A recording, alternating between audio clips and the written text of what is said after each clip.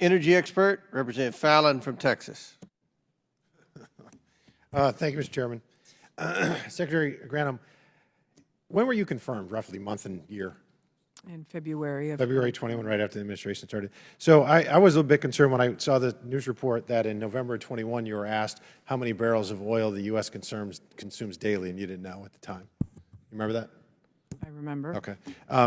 So chance of redemption. How many barrels of oil do we consume every day? We consume about, well, the world does 100. We do about 20. Again, these are ballparks. Yeah, I just saw it on your website. It was on 102 and 22. So the Strategic Petroleum Reserve, we were talking about that before, founded, I believe, it was 1975. And do you know at the height, and I think one of my colleagues just asked you, at the height of the prior administration, what the number was? It was, well, I can tell you that the maximum is about 720. Right. And then under the Trump administration, at one point, it was at 695 million barrels. When you all took office, do you have any idea where it was at? What was it at? I believe it was 638. And today it's at, you just said 365, I think? 365. Okay. So it's a 42% reduction. And you testified before I came into the committee that it was the Ukrainian war had something to do with the sale. That wasn't accurate because 50 million barrels was sold in November of 21 before the invasion.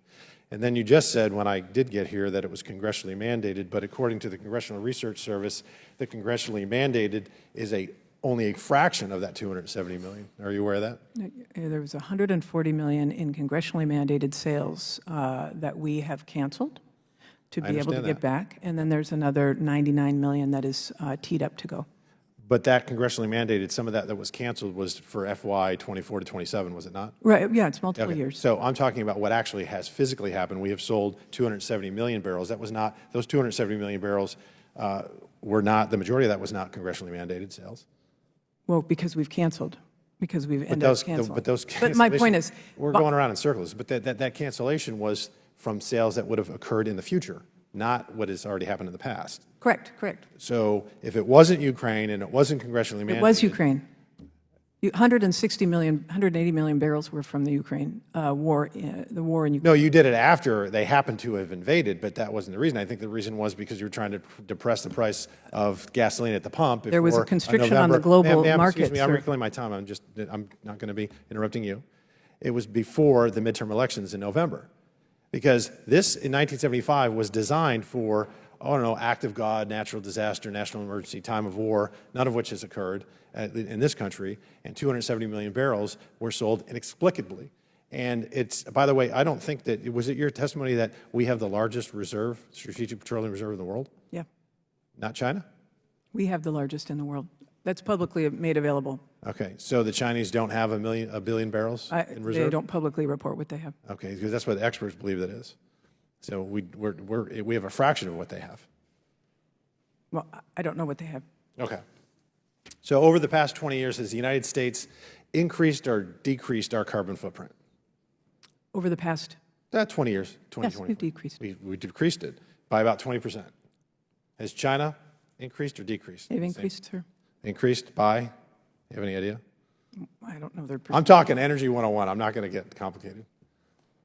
Oh, I don't have the percentage in front of me. Triple, about 300%. So we've done exceptionally well.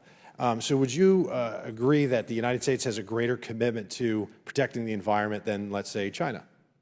I think we have a greater commitment to protecting the environment than China, yes. Yeah, I think that's manifestly obvious considering what they've done in the last 25 years or so.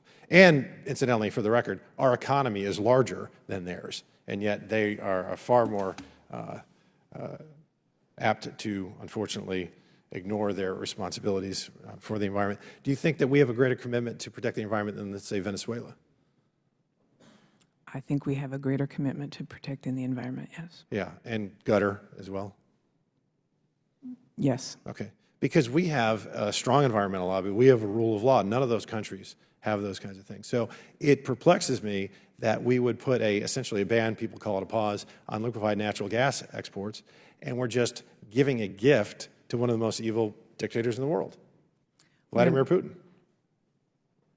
We are not giving a gift to Vladimir Putin. We are pausing for months while we update a study, and it will resume after that update happens. Oh, I bet you it's going to resume magically right after the November elections, but be that as it may, I've talked to prime ministers and foreign ministers in Europe, and they're not happy with this at all. I hope that you talk to the same people. I have talked to them, and Chairman, I they've yield back. explained, and they, Gentleman yields back. Chair now recognizes Mr. Fry from South Carolina. Thank you, Mr. Chairman, and